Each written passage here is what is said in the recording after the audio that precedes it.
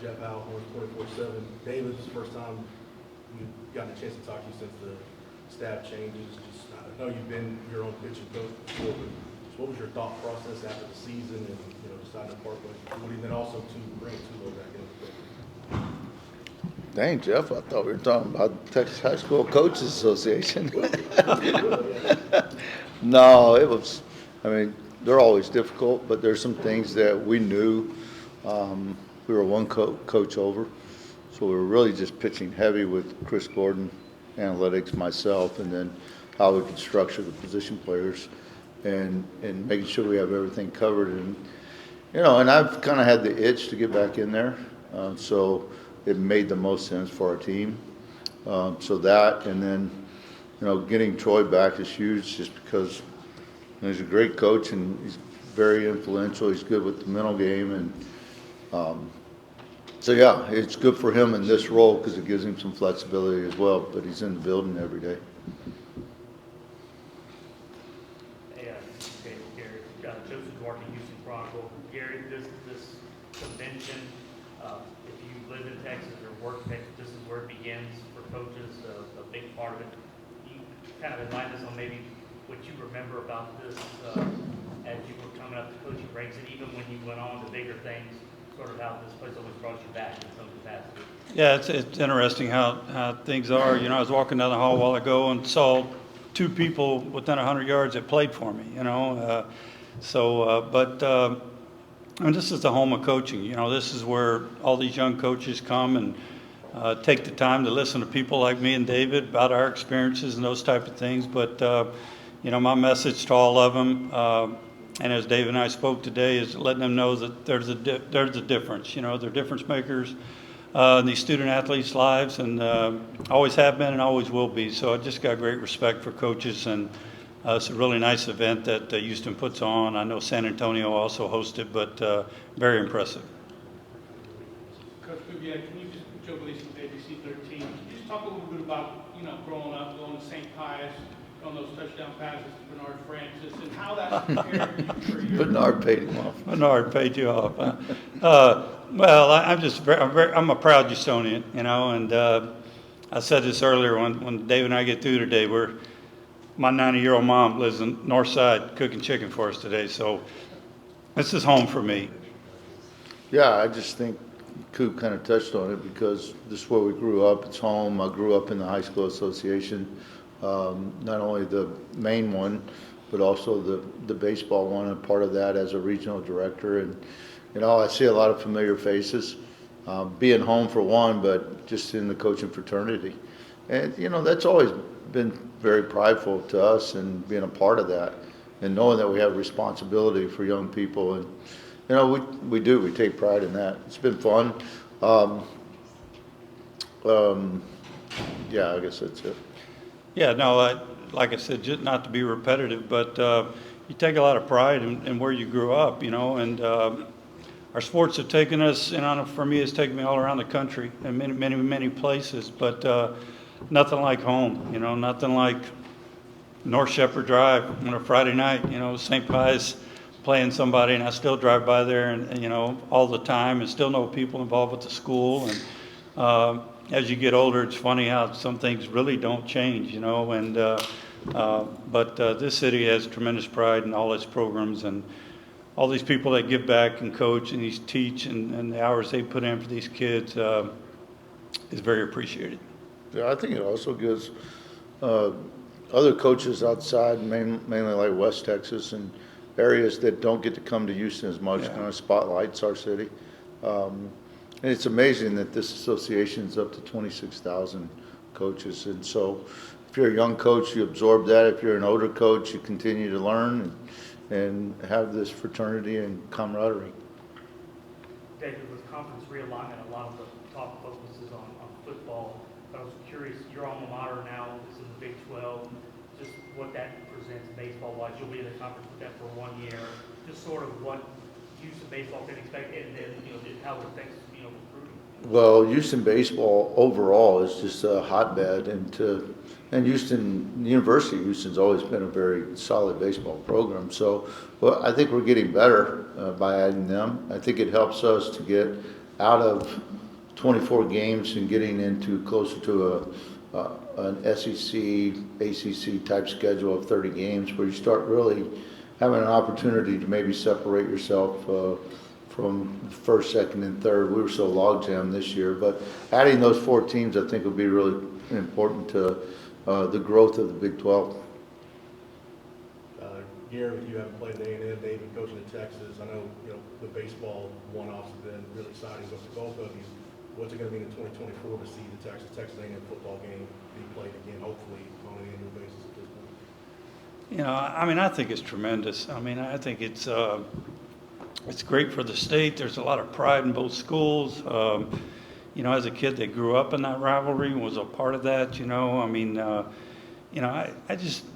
I think it's really good for the state. Now, I'm looking forward to seeing it happen again. Hopefully it can continue to happen for a long, long time. But 2 great schools, great rivalry, great programs, and a lot of people that walk around and go to work every day that take a lot of pride in where they came from that standpoint. So I think it's good for everything, and so I'm looking forward to it. I supported Gary all through his playing career at A&M, and literally used to go to Kane Hall and go through that whole process, and now he has supported me, and so it's a pretty interesting relationship there.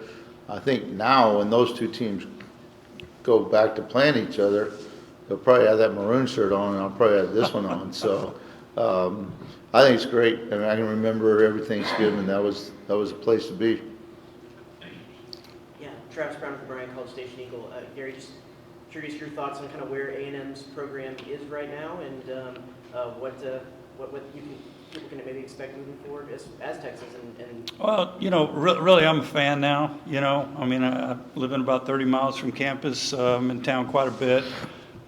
Really my passion, the thing I love doing, I love going to practice. I love watching Jimbo run his program. I know he's had a few coaching changes and those type of things. But, when you play in the conference like the SEC or the Big 12, it's big-time sports, and it's a fine line between winning and losing. I know last year was a difficult year for them, but, I'm watching them work. I'm impressed with how they do things, so I'm looking forward to watching them bounce back this year. But it's big-time athletics, and like I said, the margin is very small. So you're out there trying to coach through that margin and play through that margin each and every day, and I think that's what makes it so special for all of us that are big fans of it. Robert Sessa, the Bryan College Station Eagle. Gary, my question, NIL, did you come about too early? You should have been a little bit later. What's your thoughts on NIL? I have a hard time even answering the question. It came up in our little room a while ago, but I talk to David about it all the time. Obviously, he's dealing with it. I think it's now part of sports, so now they got to figure out the best way to use it or to monitor it or whatever's going to happen from that standpoint. But I made a comment in the room. I've coached some great players, been around some really great players in my day as a coach, and I don't know that I ever bought a champion, somebody who really loves the game, cares about the game, plays the game for the right reasons, and regardless of what's going on from that standpoint, I don't think that's ever going to change. I think as coaches, we're always looking for those people that really love what they're doing and want to do it at your place or your school or your team, and I don't see that ever changing from that standpoint. Gary, since we're here in Houston, just what's it been like for you to not only see D'Amico Ryan's head coach at Texas, but also your guys like Bobby Slow kind of talked about Yeah. It's really cool. Y'all know D'Amico. I drafted D'Amico. D'Amico's a great player. He's 10 times a better person. And he knows how to do it the right way. He's been around some good programs. He's got his hands full. He knows that. He's been working his tail off. He's about, a week away from going to training camp. But I can tell you this, the city of Houston's got a tremendous young man running the program. And just get behind him. He'll do the work, and I have no doubt that he'll be successful. So very proud of him. Great kid. Kind of piggybacking that, Coach, just what are some of the qualities that you saw in D'Amico as a player that, make him a good coach? Oh, just straight leader. D'Amico walks into a room. He's a leader of the room without even trying real hard. I follow guys that played for me that coach, and I like watching them coach. So I've had videos of D'Amico coaching, and to watch him go in a room and command a room. He doesn't. Domingo doesn't have to sit down for an hour to walk into a football room and teach something football-wise or teach, it's natural for him. So that's hard to come by. Now the job, so to speak, gets bigger. It's as big as it can be when you're head coach in this league. So, but if anybody is ready for it, it's him, and he's earned it in a very short period of time. Brent, Tournament, Houston Chronicle. Gary, do you have a favorite memory or start memory back when you played in the Longhorns in that series, back when Cease was covering you as the Eagle in the late 70s, early 80s? I remember. What was your record against them? I think we're 2-2. I think. I remember coming in for David Beal in Austin and throwing a touchdown to Thomas Sanders. So that was a pretty good memory. But they beat us up. I remember being wheeled off one year. I think that was my senior year. But no, I saw Mac Brown in the hall earlier, and just so many people that when you cross paths with that rivalry, and like I said, for me and David now, we laugh all the time about being at each school, but yet being each other's biggest fan from a standpoint of career-wise and what we've been through. So I just have great respect for both schools and what they do, and I look forward to seeing them tee it up again. David, I know we'll see you from time to time come off the practice field or one of Sarge's practices as just a long-time coach. When the fall rolls around, you feel like you just got that football itch, you need to go scratch and just to be out on the practice field? Oh, no doubt. I'm a football fan. I grew up as a football fan, played the game, wasn't very good at it, coached it, loved it, just loved the camaraderie of being a part of a big staff. But I think Sark's doing a great job. He's putting together a great recruiting class, and they're building a solid culture, and that foundation is going to pay off for them. I love what they're doing. So, yeah, I'll probably be out there next couple of weeks and trying to get caught up. Stay out of their way. Blow the horn. Gary, I know we touched on it a couple times, but I did want to go back to that rivalry. What do you think bringing this back, bringing that back kind of means for the state of Texas and just football in general around here? Well, I think everybody's going to realize how much you missed it. That's what I think. It's always been a part of this state. And that rivalry and Thanksgiving Day and those type of things. And all of a sudden, it's like anything else. There's always going to be change. But now that it's coming back, I think people have a true appreciation for what was there each and every year. So, like I said, I'm looking forward to it as much as anybody else. Gary, when you were in college, I guess the question is and maybe talking to coaches now, do you sense the grind that already comes with being a head coach, but maybe how it's gotten even more so through the years with transfer portal and NIL? Yeah.